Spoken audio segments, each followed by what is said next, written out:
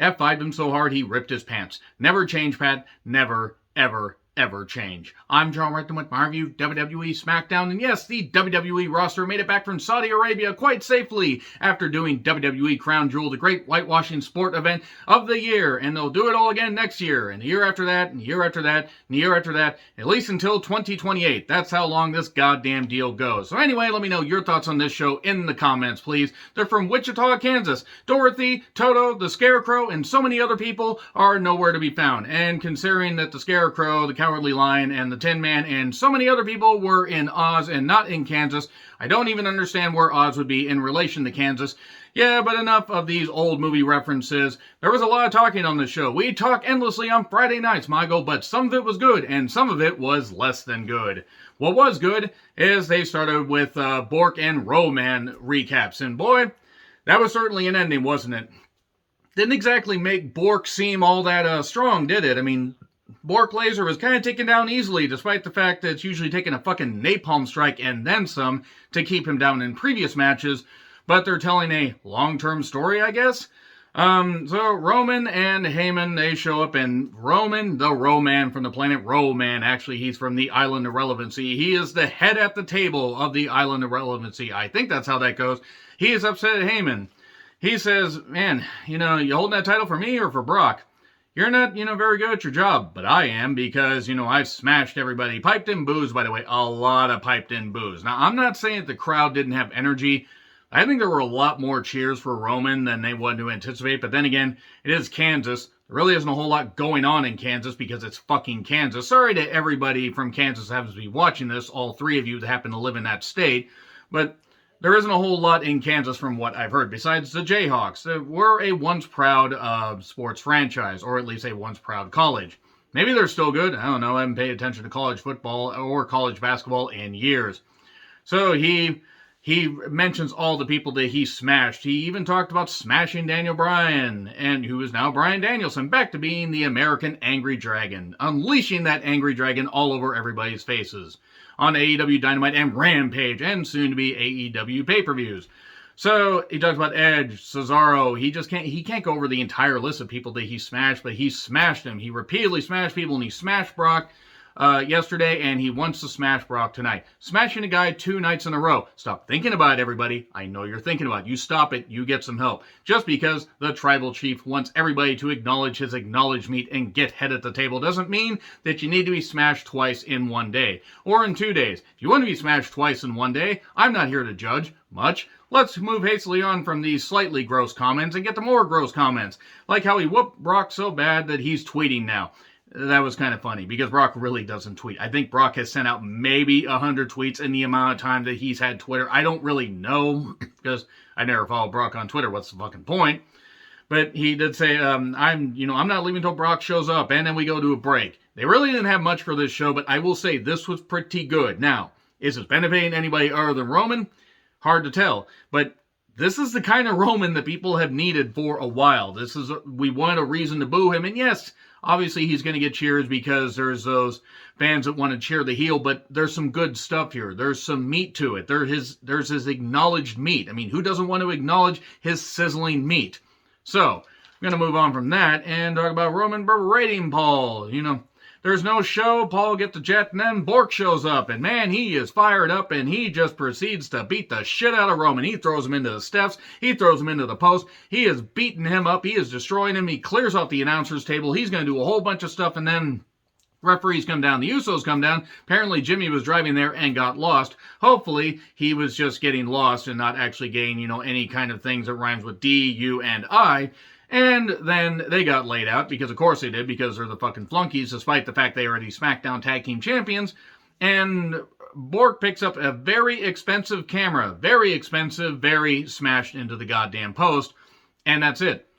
Roman kind of gets away and everything. He's scurrying. And there's all this, Pierce sends the fucking roster out there. I don't know what he thought, the goddamn, 24/7/205 live job squad was going to fucking do.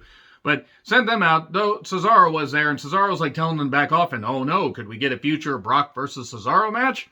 I mean, it'd be fine. It'd be a good match. There's no fucking way that Cesaro would look competitive at all. Brock would honestly just eat Cesaro alive.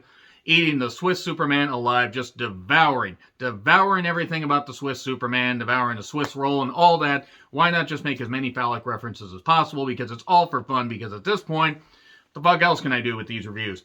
I did kind of like, though, how, Pierce is saying about, oh, that's going to do something. And then Brock's like holding the Universal Championship, and then we go to break. Pierce is then back in the ring, and basically he's, talking about Bork. He can't do this stuff. And he says, nope, not on my watch. I lost my watch, and then some guy was berating my girlfriend. He was stepping on my watch, and I hit him because nobody abuses or verbally abuses my girlfriend. Not on my watch. Okay, stupid pun. Let's get going. He's indefinitely suspended. Here's Bork. Tell me again? He's holding up his tie and everything. Tell me again. Mind you, Adam Pearce is a former wrestler. Pretty good wrestler. But now he's a Getty Images guy, as one of my friends will likely say in the comments. And Suplex City chants, he F5s Pierce once, and then F5s him again. Too bad he didn't F5 Michael Cole into the goddamn announcer's table, because nobody wants to hear Michael Cole on commentary. Pat McAfee is head and shoulders, knees and toes, and Irish Spring, and a whole bunch of other body wash and shampoo, well above anything that Michael Cole has done in the last 15 years of his fucking commentary career, because Michael Cole's so fucking bad at his job. I can't wait for the day when Michael Cole, that goddamn ear-splittingly bad voice, is off of commentary for good. Oh, he's, but he just does what Vince McMahon tells him. Fine, cool, whatever. We'd be better off with white noise, because if they don't want to just have Pat McAfee call the whole goddamn show by himself, give him some time off and bring somebody else in. Just get somebody other than Michael Cole. He's so fucking rotten. God damn it. Fox needs to give us the option to, have an alternate commentary feed where we just hear Pat McAfee. And, hell, pull a peacock, loop the whole French and Spanish commentary team, and have them just override Michael Cole. That was pretty funny, wasn't it? So anyway, he F5s him twice, and F5'd him so hard they ripped his pants. Rest in peace, Adam Pearce's pants. Adam Pearce and his pants, by the way, were taken to a local medical facility for bruised ribs, torn tendons, and anal bleeding. What? Wow. So Sonya is on the phone, and the rest of the roster is just like, man, we try to do something and everything, but we're just being paid to basically not die when Brock gets angry. And then Naomi shows up. I would imagine Sonya's like, of course you would make this about you. To be fair, you kind of got to side with Sonya here. I mean, even though Sonya's abused her power, it sort of makes sense, but then again, there are more important things. But Naomi's going to show some more heelish stuff, even though she does a glow entrance and you still want to cheer her. You kind of also get why Sonya was pissed. And Drew basically says, okay, fine, I don't know what the fuck's going on here, even though he didn't say fuck. It would have been funny if he did. Fuck Fox. Fuck Fox Aryan Nation, especially. But he goes to issue an open challenge. And they basically get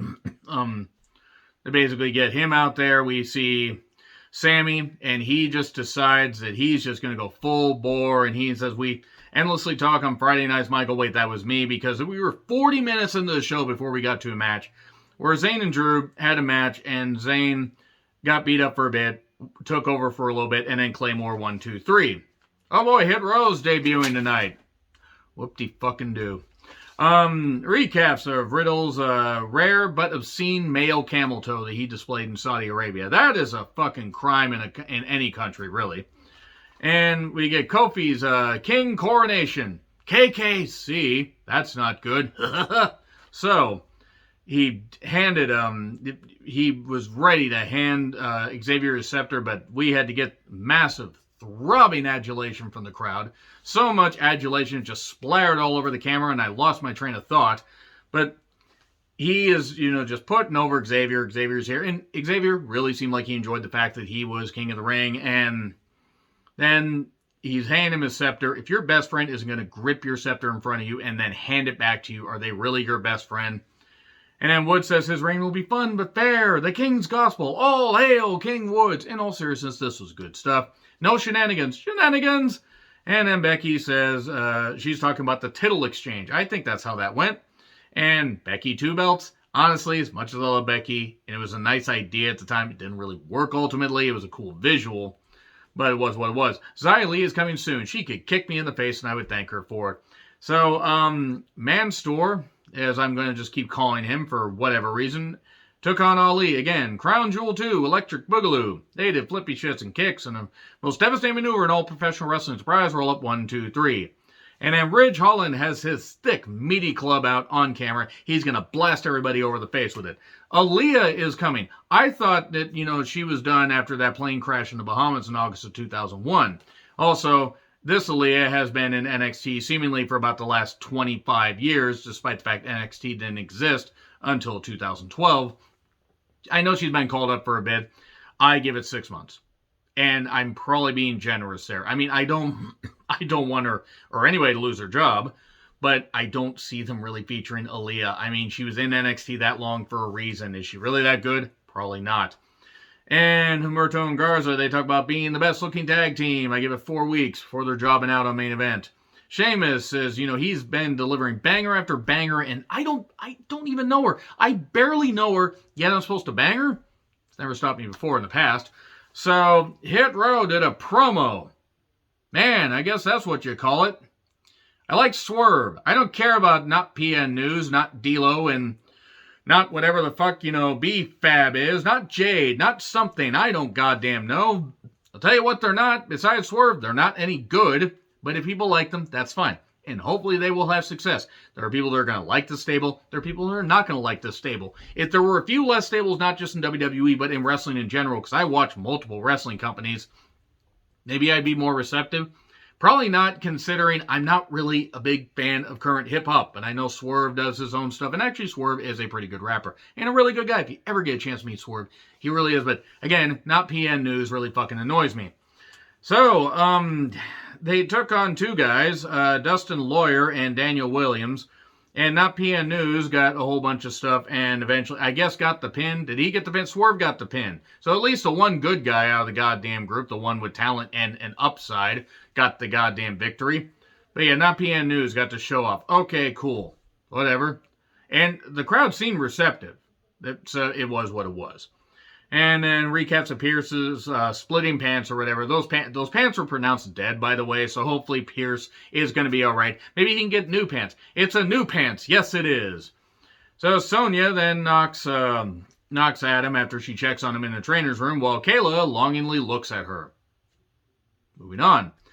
So, Pat dances to Nakamura's theme, and the crowd goes absolutely nuts because whoa, whoa, whoa. Whoa, whoa, and, Rick Boog strumming his thick instrument. Corbin with Madcap Moss.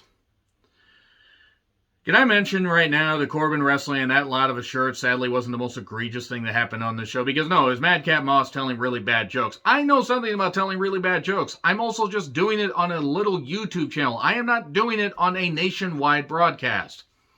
Took on Nakamura with Boogs. IC Championship Contenders match. Contenders match with a guy wearing that shirt. Boogs excitedly strums his instrument one too many times. Stupid distraction. Corbin hits the end of days 1, 2, 3. Also, Moss jerked on Boogs' instrument, which automatically distracted him. Charlotte does a brief pre-tape, very brief, and then we see 3-way recaps. I would like to say that, yes, obviously the Crown Jewel whitewashing, the great whitewashing sporting event that was Crown Jewel 2021, the women's 3-way is excellent. Fucking excellent. One of my favorite matches of the year. Those women brought it. Great solid fucking effort. And then some. Bianca was a star. Becky did good shit. Sasha did good shit. This was really good stuff. It's a shame we couldn't get a match like that at WrestleMania. But we got Bianca versus Sasha, which was really just as good in all honesty. Sonya is there to MC the whole thing. The women's tittle exchange, which let's just let that sit right there. Becky and Charlotte, they show up and... How about winner takes all or whatever? Because this really didn't mean anything. They were kind of tossing the titles back and forth because Becky's going to be on Raw. Now she's going to be the Raw Women's Champion. And Sasha comes out in a minute. Charlotte is going to be the SmackDown Women's Champion. And then what happens is Sasha comes out and she calls Charlotte a bitch. They have a brief brawl and then Sonya tries to keep them separated. Hey, and that's really it. So we end it. We start with a big talking segment. And Pierce ripping his pants. We ended with a talking segment that unfortunately involves Charlotte. The SmackDown Women's Division was fun while it lasted. I just don't want to see Charlotte in championship contention anymore. I'm fucking done with it. It's fucking annoying. It has not elevated anybody. Name one person that's elevated. Genuinely, I would love to know. But yeah, also we got Hit Row, which, oh yeah, here, that's what I'm going to fucking do. Because if they're going to continue to try and feature Hit Row, except for Swerve, because I don't want to see not PN News, not D-Lo, and not Jade, I don't really care. So, let me know your thoughts on this SmackDown in the comments. Like, share, subscribe, Twitter handle in the description. I'm John Ritlin. I'll see you soon.